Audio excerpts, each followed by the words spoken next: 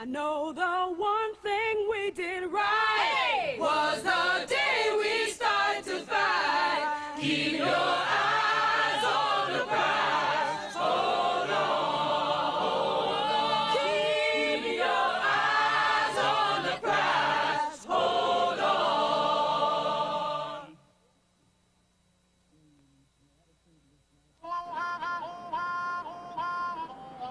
On August 21st, 1955, two teenagers from Chicago boarded a train and traveled south to visit family in Mississippi. We was going down there to pick some kiting because I never picked any kiting before. And I was looking forward to do that because I had told my mother that I could pick 200 pounds. And she told me I could, you know. So we was going down there to look for a good time, you know. For more than a year, racial tensions in the South had been higher than usual, since the Supreme Court ruled in Brown versus Board of Education that segregated schools were unconstitutional.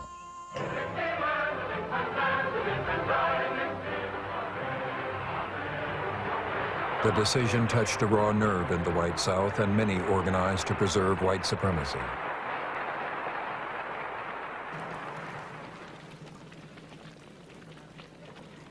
For years, groups like the Ku Klux Klan practiced terrorism. Despite national black protests, public murders of blacks were common, and the mobs who committed them went unpunished. In the previous 70 years, there had been more than 500 documented lynchings in Mississippi alone. Coming from Chicago, Curtis Jones and his cousin Emmett Till had little sense of the world they were entering when they arrived in Money, Mississippi. Emmett Till was, at the time, he was 14 years old, had just graduated out of grammar school. He had some picture of some white kids that he had graduated from. That was, you know, female and male. So he told the boys down there, you know, hey, you got around this store? This must have been around about maybe 10 to 12, you know, youngsters around there, that the girls was his girlfriend, you know. So one of the local boys said, hey, there's a girl in that store there, so I bet you want to go in there and talk to her, you know. So he went in there to, you know, get some candy. So when he was leaving out the store, after buying the candy, he told us, say, bye, baby. And the next thing I knew, one of the boys came up to me and say, man, you got a crazy cousin. He just went in there and said bye to that white woman. And that's when this man, I was playing checker with this older man, I guess he must have been around about 60 or 70. He jumped straight up and said, boy, say, y'all about to get out of here. Say, that lady come out of that store and blow y'all brains off.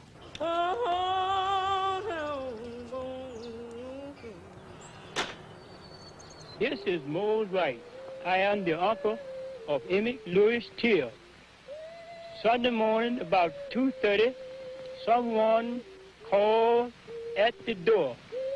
And I said, who is it? And he said, this is Mr. Bryant. I want to talk with you and the boy. And when I opened the door, there was a man standing with a pistol in one hand and a flashlight in the other hand. And he asked me, did I have two boys there from Chicago? I told him I have. And he said, I want the boy that done all that talk. And they marched him to the car, and they asked someone there, was this is the right boy? And the answer was, yes. And they drove toward Money. 4 days later, Emmett Till's body was found in the Tallahatchie River. The body was so badly damaged that we couldn't hardly just tell who he was, but he happened to have on a ring with his initial, and that cleared it up. The body was shipped home, back north to Chicago, where Mamie Till Bradley insisted on an open casket funeral. So all the world can see, she said, what they did to my boy. Oh, pilgrim of sorrow,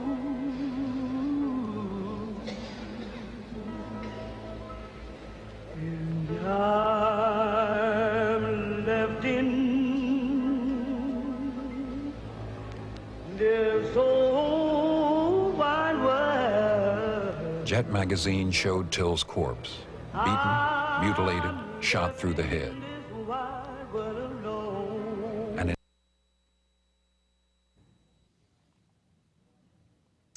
Welcome to the Gilchrist experience. That's particularly personal because I was 14 at that time. And I was here in New York. We know Emmett was from Chicago, so we had a different phase of, different clue in life as far as, color was concerned. I went to George Washington High School, and in '55, half of the school was white.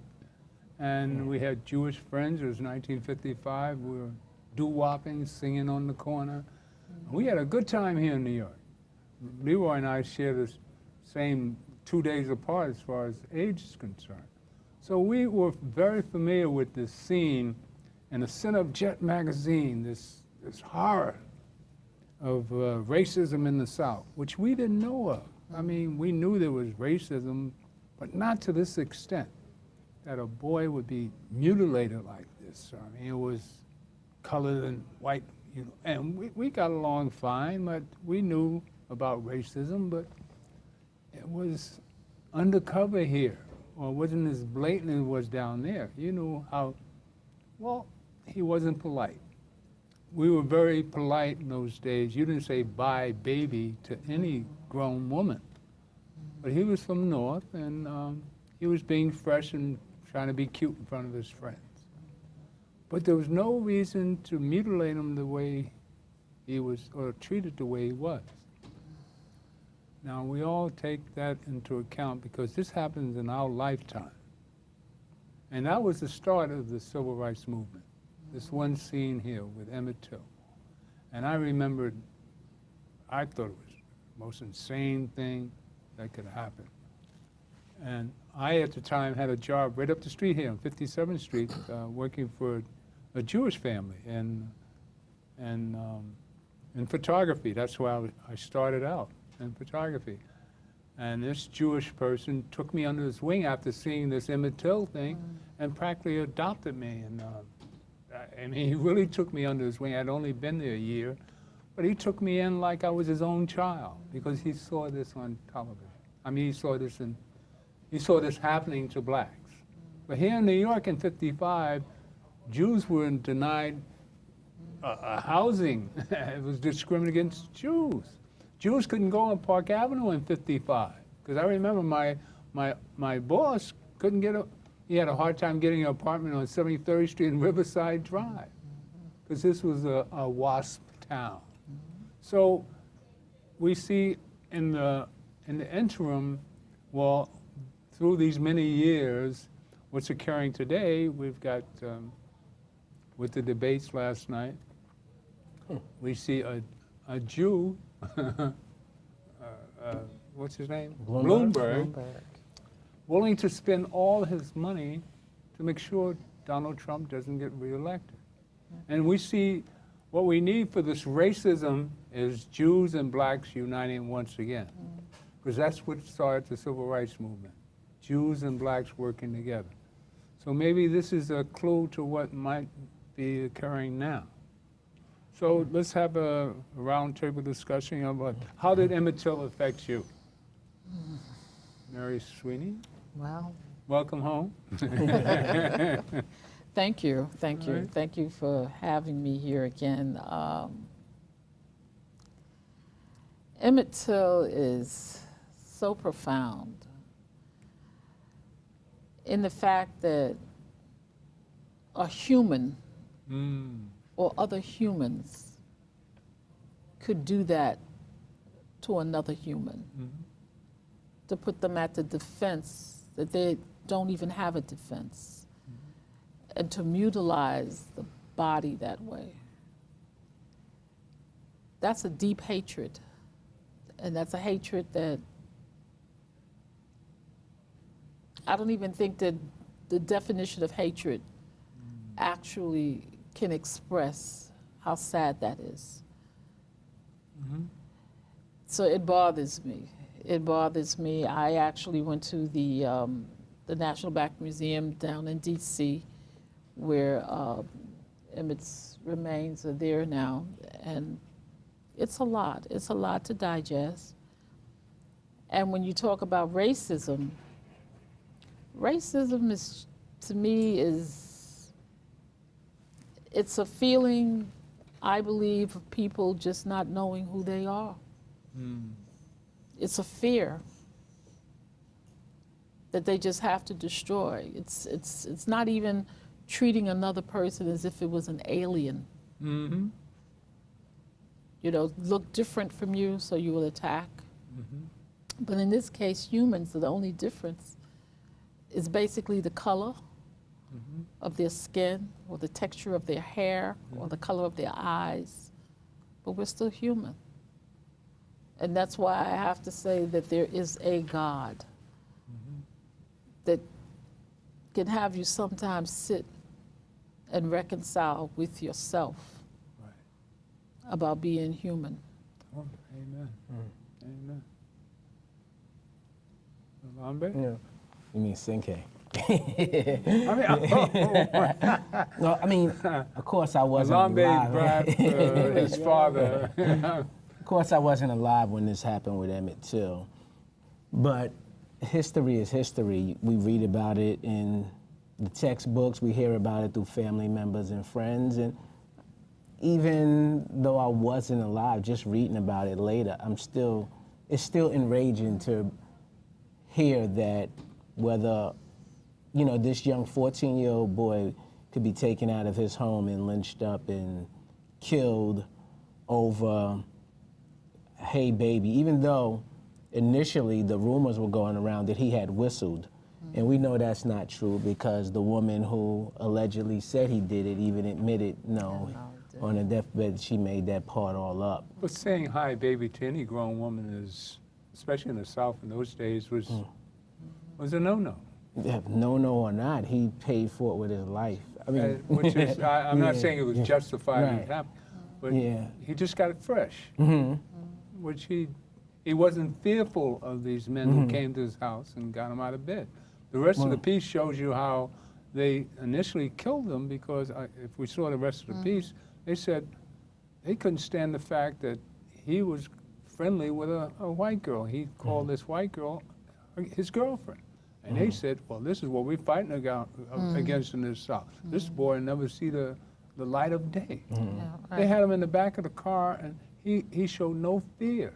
He didn't Because know what he couldn't understand that. Right, at 14, He couldn't understand, what was not going even at on. 14. He just couldn't comprehend what they were going to do. that could be, I mean, a girl, a guy, your friends. Yeah, As stated, he's from up north, right? where integration was allowed. It was a yeah. common thing.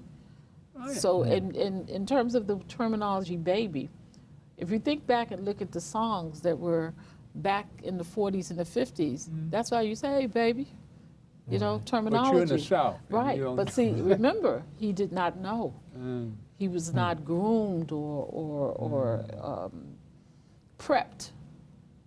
So he went with what he had to a place that could not understand that.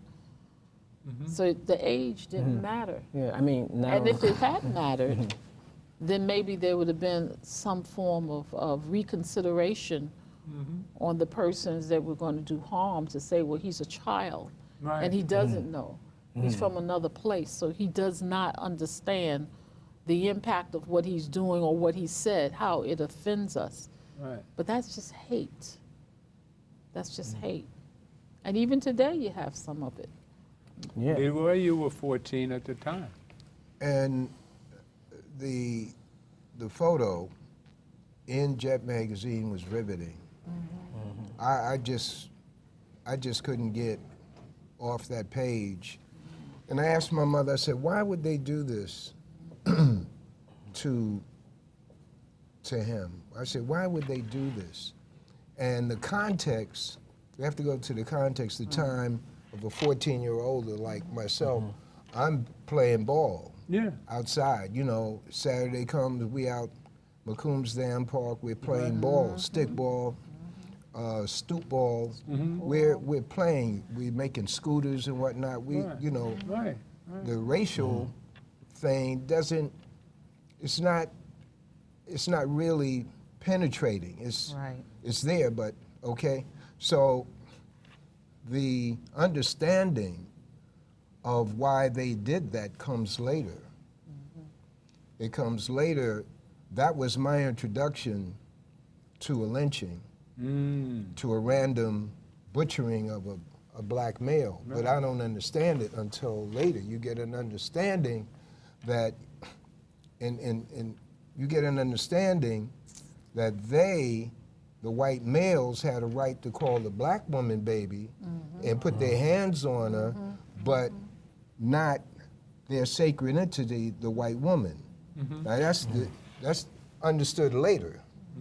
And when you understand this kind of thing later, it gives you a broader picture of what you're dealing with as a black person, as a black man, as a black father, as a black mother in America.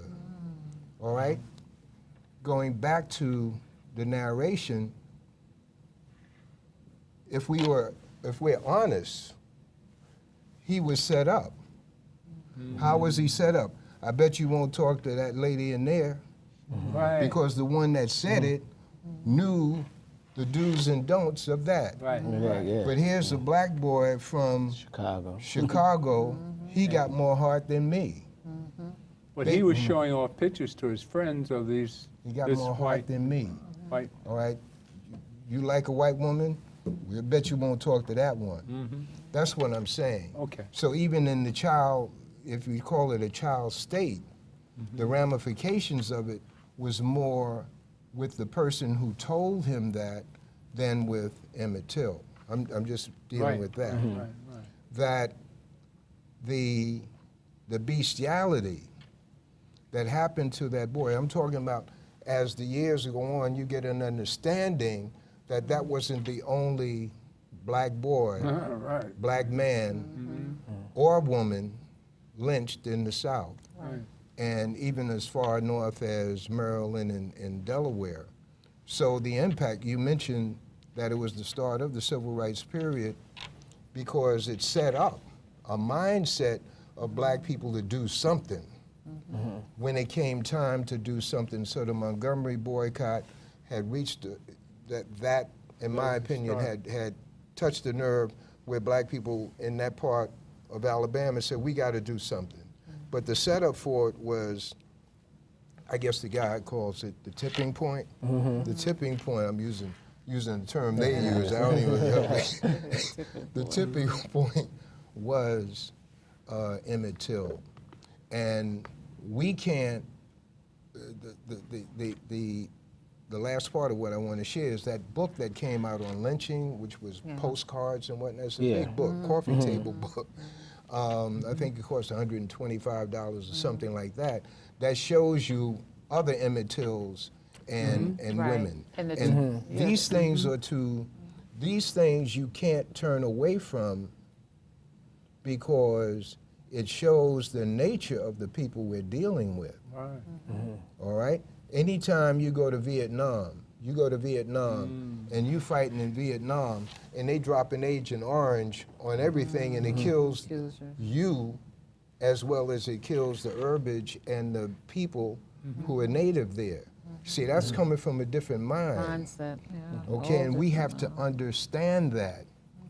Last but not least, the fight that was last week, Dante Williams Wilder and Tyson. Yeah. Go to YouTube and they'll show you where Tyson is bleeding from his ear. Not Tyson, Dante is bleeding from his ear. I'm talking about the nature of the people we're dealing with. And Dante Williams is bleeding from his ear, and Tyson is licking the man's blood off his neck. Go to YouTube, you see it. What they told me, the man's tongue is sticking out there like a snake. I said, oh man, that's not made up. I'm telling you, so when you deal with... What kind of fight was it? This is the This is a heavyweight heavyweight boxing. WBC. Champ. But you know, what he's speaking to is Dante Wilder's ear he had a laceration. They initially thought it was a busted eardrum. And he had a lot of blood on him. And then when Tyson Fury had him, he had his tongue out. It appeared from the angle that he was licking the blood. But you know, actually, brother, when they showed the other angles, it's like the blood, his tongue doesn't actually touch the blood. They say he's. Why was his tongue sticking Out in out? the first place. He was totally fan. I don't want to see that. I'm looking at this thing like a movie picture. I said, whoa, what the hell they do? But the point is, when you look at Emmett Till, and then you deal with Abner Louima, and then you deal with Amadou Diallo, and when you keep on going down the line, you see the shooting of black men is at least 4 instances in the last 10 years where they have shot black men handcuffed behind their back in a police car And this is what I'm saying. and said that they committed suicide. But see, that's the point. That's a hatred of an individual. Of an individual Of an individual doing action. it Yes. or the victim. The persons that are doing this. That's right. That's a hatred. So And it just goes deeper because no one is countering it. And until it's brought to the forefront where the world, so to speak, can see and hear to make their comments on it, to say, oh my goodness, then you won't get any response in terms of saying a chastising that this is wrong, you should not do that.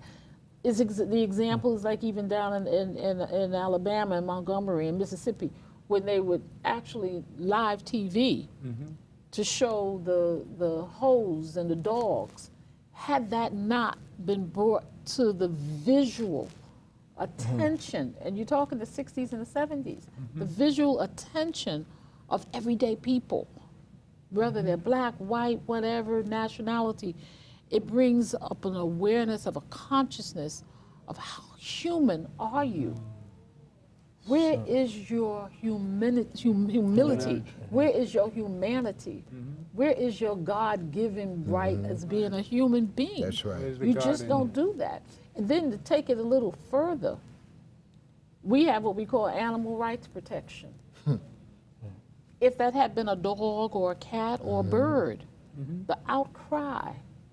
So why is it Especially that a man, dog. exactly, why is it that man cannot see man? And when I say man, I'm not talking gender, I'm talking about humans. Right. Give that same love and concern and respect for each other's. Well, Sometimes it has to be brought to the forefront. You have to see it. They called it strange fruit. You The know, lynching. you know, Strange fruit. you know what I've learned through all this? We're going back to 14 and we're turning 79 this year. And through those years, I've learned that only when we turn to the spiritual part of our humanness, Correct. like you say, Spiritual. when we dig down and find the God consciousness That's within us, this is what's happening now. We have to show all this hate as it is during Black History Month. And how did we survive all this hate over 400 years? We had 2 gentlemen on, my 2 buddies last week. They were saying there's no out to this is the nature of the beast. But we are here to change the planet by showing people that through all this we can still love ourselves Yes. and look for the God consciousness in all humans. This is a human story. This because you know, we have to understand we're all given that love, hate, energy Yes. as human beings. It comes with the human kit. And you have to decide which side you're on. Which side of yourself is the most beautiful part of you. But you know, it's interesting that you say that because, as you know, we're showing this today, and today the United States House of Representatives, just hours ago, passed the legislation which made lynching a federal hate crime. It's amazing that it's 2020 and this is just happening hours ago During today. the era of Trump, yeah. Yeah, and they called the bill the Emmett Till anti-lynching bill. Wow. So this happened Today. today, 3 hours ago. But 4 people voted against it. 3 Republicans and an independent. So we're talking, and to some degree, almost like this is in the past, but it's not really in the past. Right. You know, so these three Republicans and this one independent, Texas, Kentucky, Maine, I mean, why would they vote against having this? Because basically what it does is if you lynch anybody or rope, then it's a hate crime, and you know what goes along with a hate crime penalty. Right. You know, automatic,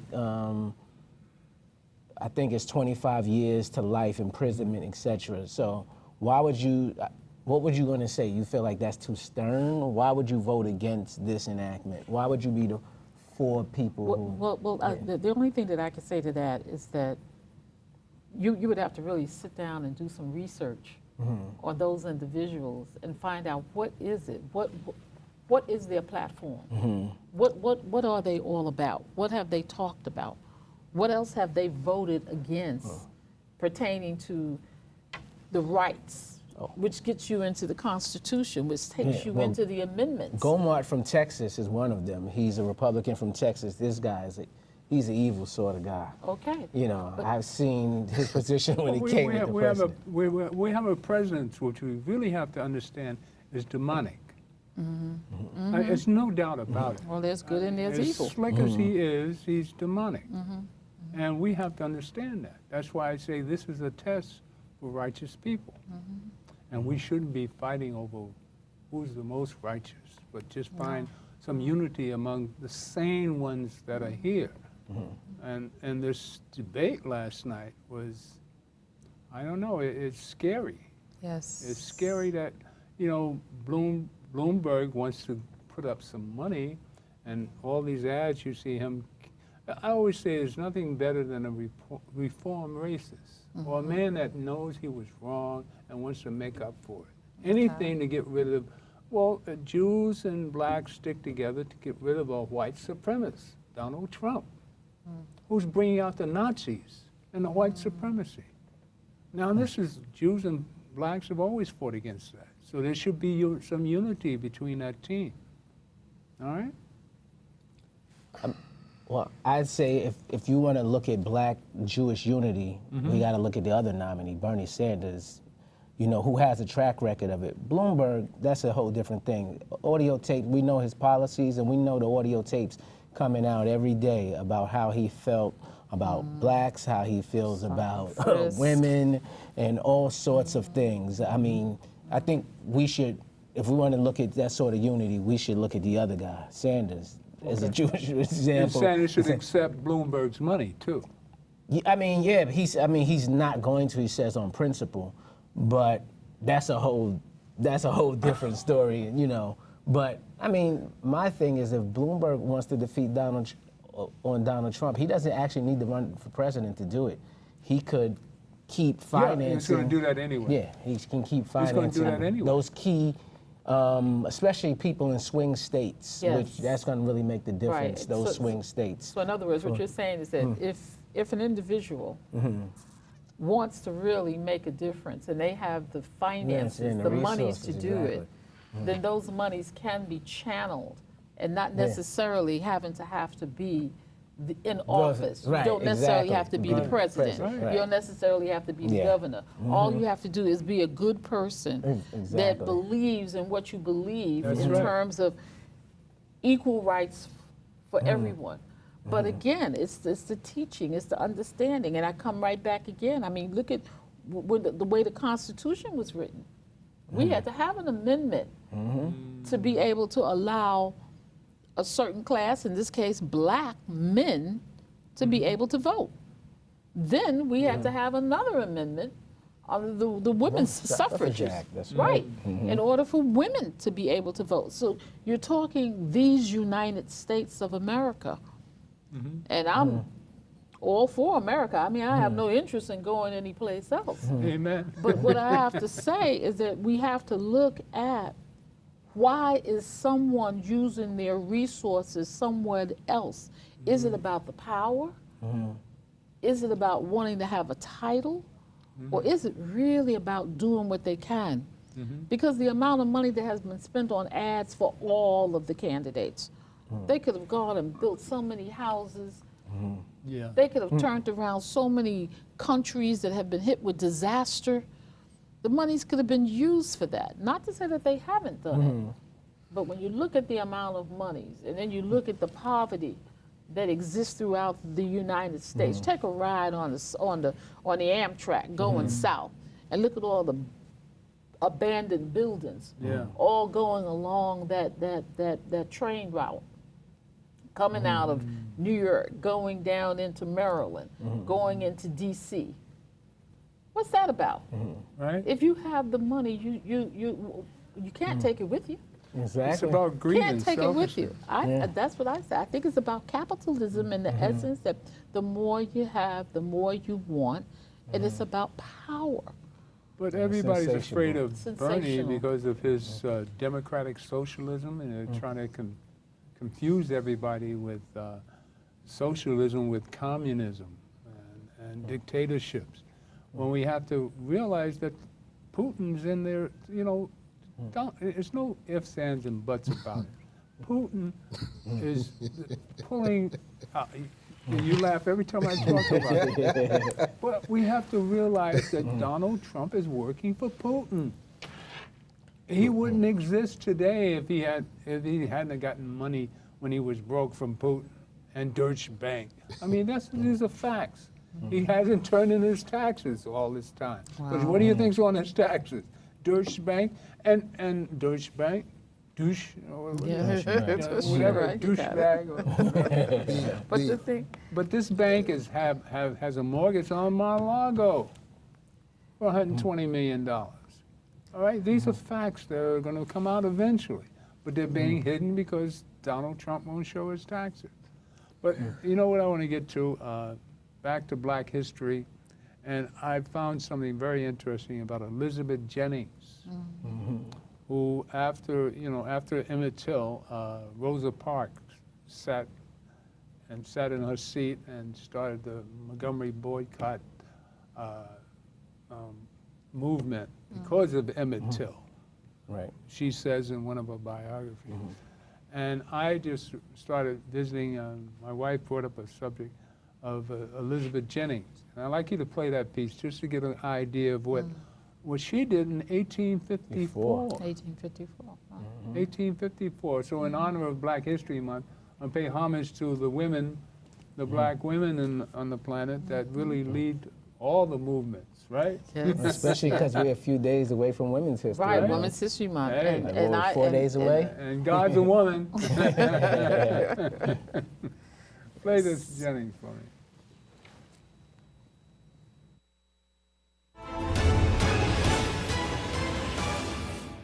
There are some people who've been forgotten by history, like Elizabeth Jennings, one of the first African-American women to stand up to segregation and win the right to equal treatment, 100 years before the Civil Rights Movement. When a conductor throws Jennings off a horse-drawn omnibus, she pulls herself up and gets right back on. I guess the conductor's turning around, maybe cleaning his hands off, saying, well, that's that. He turns around, and she's on the bus, and he gets outraged. Other riders are shocked when the conductor tells the driver not to stop until he comes to a policeman or police station. So the policeman says, does anybody object to this woman being here? Nobody said a word. But the policeman was on the conductor's side, and he starts pushing her with his billy club and saying, look, you shouldn't be on this bus. Get off. Don't give us any lip. Don't say anything to anybody about this. And they push her off. They throw her off again in the middle of nowhere. Elizabeth is furious and not about to let them get away with such an injustice. She goes straight to her father, Thomas Jennings, who is a well-respected and shrewd African-American businessman. Her father, Thomas Jennings, invented what we would consider dry cleaning today. It was dry scouring. He was the first African-American to receive a patent in 1821. Thomas Jennings is a prominent abolitionist at this time, as is Frederick Douglass, who publishes the story. The incident garners national attention, and there's a huge public outcry. The Jennings family doesn't stop there. Along with a group of leaders in the Black community, they hire a young, unknown attorney, a 24-year-old man named Chester A. Arthur, to file a lawsuit. It's his very first case. Now, if that name sounds familiar, it's because Chester A. Arthur went on to become the 21st President of the United States. Just like Lizzie, he came from an abolitionist background. So Arthur did believe in the cause, and then they go to trial 6 months later. In February of 1855, the case goes before New York State's highest trial court, where Jennings finds herself face to face with an all-male, all-white jury. Was there a defining moment in this trial, like a real turning point where things turned in their favor? Well, it's hard to say because there is no transcript of the trial that survived or that was taken. It's probably a good reason why this story has been largely forgotten. Absolutely, and I think part of it is nobody was paying attention because they didn't think she had any chance of winning. Like two sports teams where one is so overwhelmingly going to win, they say, why even bother keeping score? Well, it turns out they should have kept score. Arthur, the politically gifted attorney and future president, delivers a convincing case. And remarkably, the verdict goes in Jennings' favor. Elizabeth is awarded $250, the equivalent of about $6,000 today. And the Third Avenue Railway Company is ordered to allow respectable black people to ride without discrimination.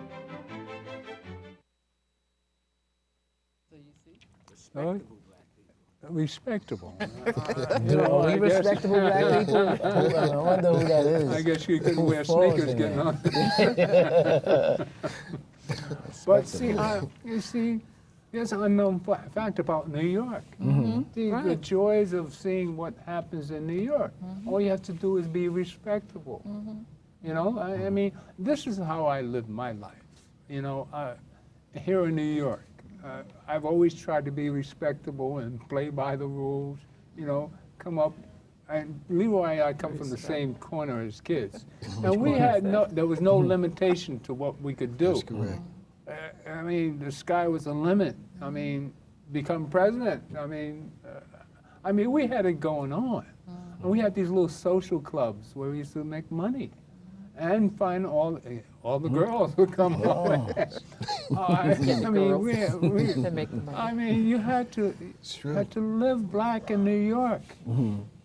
But see, but what's respectable? What do they mean by that? Take advantage of your talents and do the right thing. That's all. Be honest and I think praise God. The respectable part relates back to her family, and it just couldn't be anybody. A laborer, for example, getting on that Third Avenue line. That streetcar. They still maintain. I'm just analyzing. This is the first time I heard the story. They still maintain the right to refuse access to that on the part of, as relates to certain individuals who they would deem not respectable. That could have been a form of dress. Well, you know, whatever it was. In New York, there's certain places you couldn't get in unless you were dressed right. Well, everybody was dressed nice then. There was nobody was sagging, or everybody was dressed nice then. Well, in New York, if I saw a place where they said, you know, the blacks weren't allowed, I was the first one in the door. Right. I mean, I was always. But you notice two things from that film. That's the first time I saw that. I'd never heard of that before. Is the fact that had it not received attention, exactly, it would have been pushed away. Of course. You bring in the fact about being respectable. The definition for me being respectable, meaning being in compliance with what is asked of you on how to conduct yourself. Right, exactly. You go to a theater, you wouldn't be up in there singing and dancing.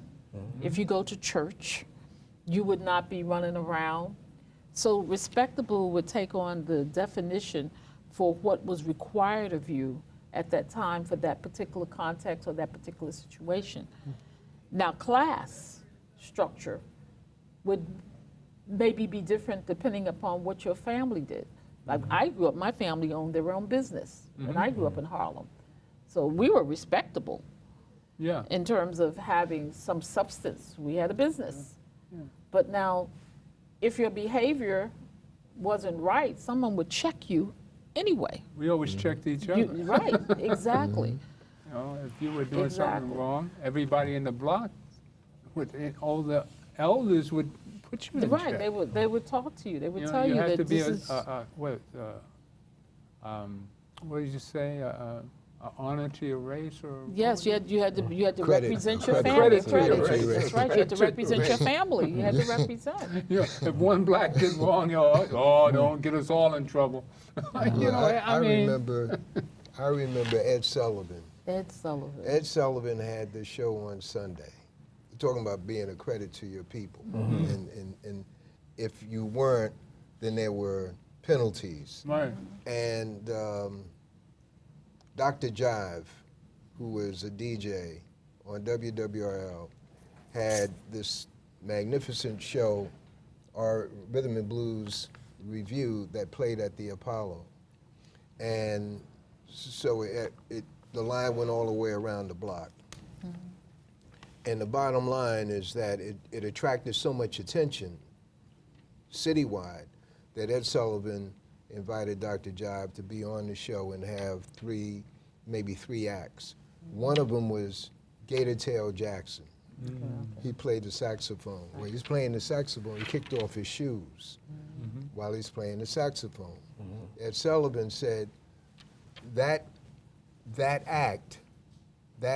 action on the part of Gator Tail Jackson would set back the black race 20 years. And I'm looking at the TV, I said, well, how did they figure that? How is that? But this is the mindset. That's right. In other words, he was supposed to come on the show. That was part of his act, kicking off his shoes, playing the saxophone. I saw it when it happened, and I heard Ed Sullivan say what he said. So they come from a different mind. Respectable, when they say respectable, you have to ask them what it means. Right. Because with us, it means what it means. Yes. But with them, it could mean something entirely different. And you never put the answer in their mouths. You ask them, what do you mean by that? Right. Explain that to me. Don't say, do you mean so-and-so? Because they'll say, yeah, that. Right. Don't plant that seed. Don't plant the seed. Do you remember Hattie McDaniels accepting the Oscar in 1939? I saw that. I've seen that film many times. I am a credit to my race for, Yeah. you know, that was 1939. But you have to realize 39, That's real. you had war in Europe then. Okay. That's what we would say Back then. then, What do we say now? What do we say now? Black Power. And that is correct. Because there is a certain, at this time in our lives in America, in my opinion, there is a certain manifestation of the dominance of black people when they have the opportunity to do this, that, or the other. Agreed. We dominate. They're afraid of us. They're afraid of the competition of black people. It's not this is Brother Leroy. Yeah, It's well, not it's true. because, I used to say I didn't get the job because I was black. As I matured in understanding and being in corporate America and seeing so many unqualified white folks in positions, I said, no, if I got this position, then I would show up my boss by virtue of my performance. That's right. And that is exactly what many black people are confronted with in corporate America and in the government, the private sector, the public sector, in the universities. That's right. Our sisters and brothers in the universities going through hell. Yes. But they don't talk about it. No. And if they, last week you had Jeffries on and Brother Witherspoon. Graham Weatherspoon. Graham Weatherspoon. You had them on, and they're talking from a nationalistic position. They're talking, look, Going Graham, back centuries, though. Yes. my opinion, Graham could not have existed on the police force without having a black consciousness that gave him the stability. Wait a minute, in the 70s, you became a cop, you were one of them. No. Well, In the 70s, come on. See, they had to take in. They had to take in X number of Did blacks. we like cops, the black movement in the 70s? Did we like them? I mean, were they traitors or were they turncoats? Well, the ones, the black there's a consciousness? whole group there was a whole group in the 60s, police in the 60s, who came into the police force, but they never went through the training. The training. They were shifted over here. That was talked about last night. I was at an event up at Bronx Community College, and there was a lot of law enforcement there. And they made that very clear, that the training, they were not given the same training as a non-black person would have got. It was a difference in the training. So in order to go through the ranks, you just, and then again, you got to remember where you were set. Right. And even though you may heard that there were maybe, say, 1,000 black uniformed person in New York City, they would be so scattered that you may have 1 or 2 here, 1 or 3 there. So the system still was holding them down. So they had to be careful. And it exists today. I mean, why do we have to, or why did we have to fight to have black studies? And then when you think about the book, the Miseducated Negro. Carter G. Woodson. Exactly. It's because, I mean, I'm sitting here today and I saw 2 films that I had never seen before. All right? Now, I don't say that I am a black history scholar, but I do pride myself on being knowledgeable. But so why is it that that's not the norm? Why is it that we don't know? Because it's not given to us. We're being sidetracked with other things. I think We also have though, to research it. With the internet as it is now, even with the restrictions that they've been throwing on it, because I remember the day when I could get more information than I can now. For instance, about the Dogons. They more or less eliminate that history of our black history, about the Dogons and extraterrestrials and all that kind of stuff. But that scares people when you start talking about us being familiar with the universe and having that knowledge.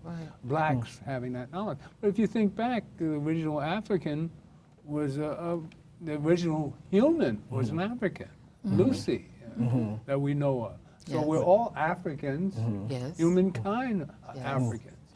But I think also but before we get too close to the end, I just want to throw in somebody else that was a great hero of ours, Muhammad Ali. We get that Muhammad Ali stuff. We don't talk enough about this man, who I think was a Renaissance man, and he did it with humor. You know, at a time when we needed humor. At a time in the 60s when Vietnam was going on heavy, he took a stance that most of us wouldn't think about. You know, it was the right stance at the time, but he had to go to a different religion, which Leroy is quite familiar with. We'll play this piece on Muhammad Ali. We'll come back. Your question about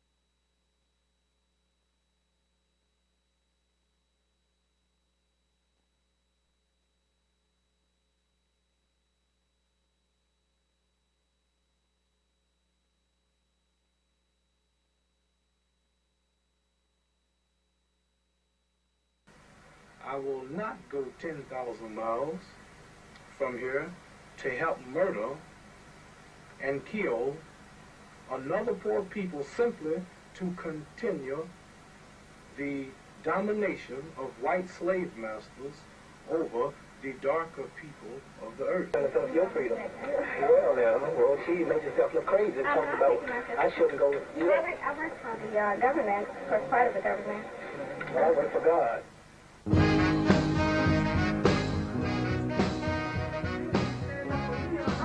For my religious belief, and you want me to go somewhere and fight?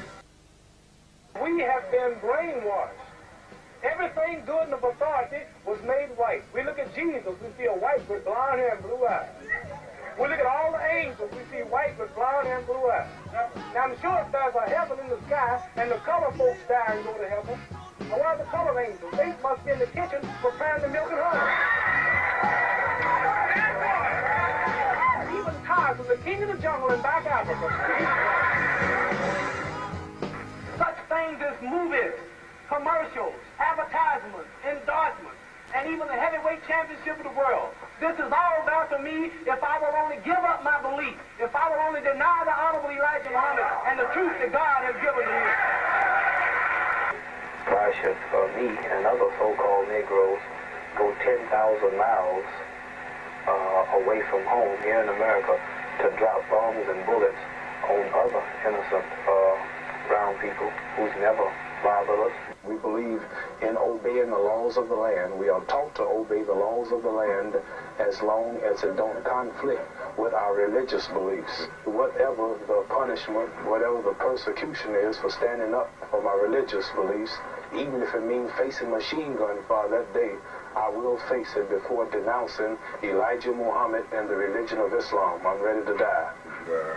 Muhammad Ali has just said, we are all victims of the same system of oppression, and even though we may have different religious beliefs, this does not at all bring about a difference in terms of our concern. One more time, who's the champ of the world?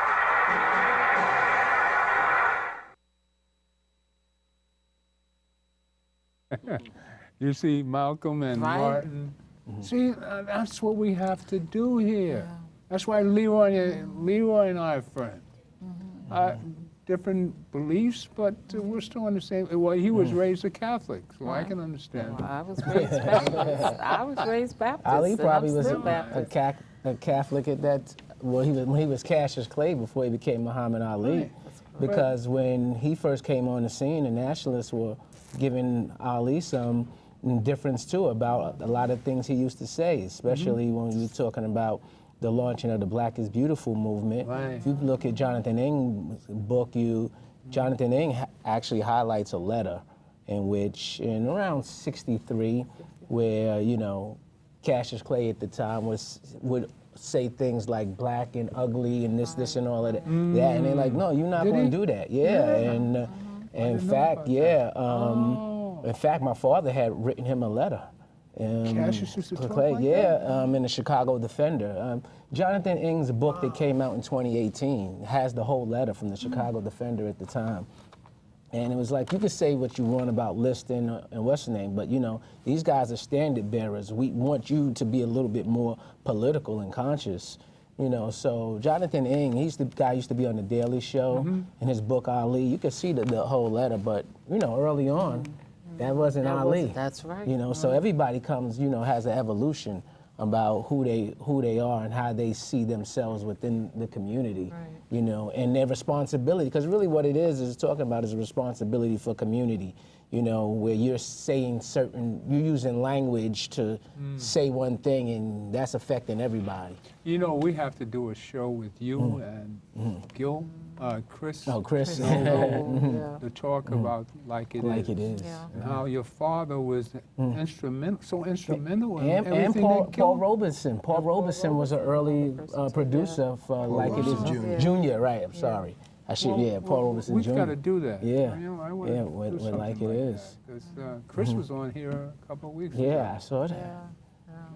Yeah, that incident coming across on the Crosstown bus. Yeah, with the guy, but he you know, I think yeah. you told him like, you were the savior that day. Yeah. because I know he was You see feeling what she that did? about not being Yes. feeling helpless under the situation and that everything. was so You know, I felt for him watching that Right. episode. And it was you know, very on the hard couch. for him. It was Yeah. difficult. Yeah. And he was like, but you don't understand. I said, yes, I do. Yeah. But you were the I guardian understand. angel that day. Yeah, I You got to understand. watch the tape. Oh, it was.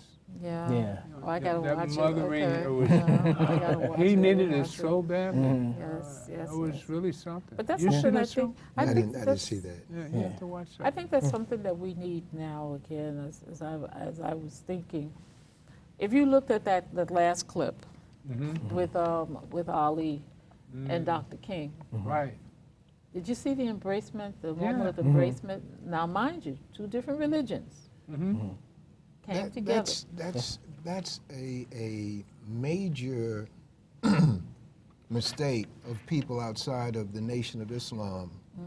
I was outside the Nation of Islam at a point in time because I thought that they wouldn't allow Catholics Right. into the mosque. Right. That's what I thought. That's what you Nobody thought. told me that. That's what I thought because I love history and I would read about the Crusades and the Muslims and the Christians. Well, they wouldn't let me in, but that changed when when one of my best friend went and told me after he went, and that's how I got to go to the mosque. But the big misunderstanding or ununderstanding is the fact that he held up that book, Message to the Black Man. When you read that book, there's a commonality that comes about, a unity of mind from Muslims to Christians, and if the Christians were to read it, they would have the same thing, because the Nation of Islam teachings is based primarily on the Bible. Primarily, the Quran is an introduction to the Quran.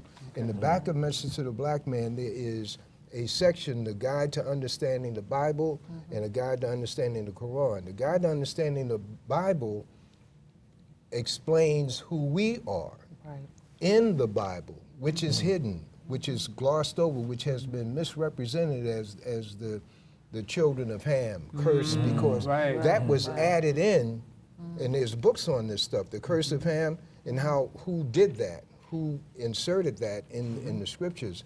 But the embracing is two warriors fighting for the same thing. You two warriors. I've been in situations where Christian ministers have been on the opposite side and took the opposite. I've been in situations where Muslim ministers have taken a position opposite. You know, and I'm saying, hey, we all are catching hell. So, my sister, you asked, you know, what do we do today? How do we fight today? We have to, the situation is so critical for black people in America right now that we have to look at the common denominator, what we can agree on. If the agreement is we all are catching hell, then how can we get that off? But we have to look for that thread that runs through that we can unite on. Well, the thread that runs through all of us is that we are the spiritual people of the planet. Yes, we are spiritual. We are the God-conscious people of the planet. And we have to rid ourselves of hate. So we can't hate anybody. And especially not ourselves. And that's where we really run into problems, when you start hating on each other. About, you know, that's why you gotta love. What's your complexion, or what religion you are, or you think you're better than me, or you stepped on my sneakers. Power to the people, the God in me loves the God in you, and the devil in me will give you hell. So keep it at home. We got 2 more minutes. We got a minute.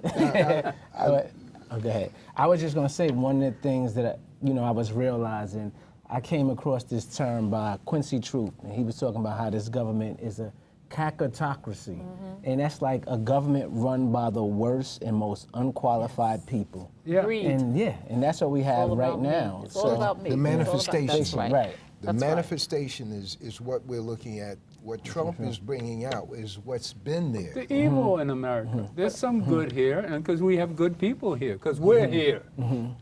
The point is, we have to begin to look to ourselves for salvation. Amen. Amen. And we start by getting Donald Trump out of the White House. You hear me? Vote. Get everybody to vote. I really think that voting is so important. And I mean, anytime you had to fight. I don't have nothing. Anytime you had to fight to get a right to do something, the right to learn to read, the right to vote. I mean, just the amendments alone tells you that how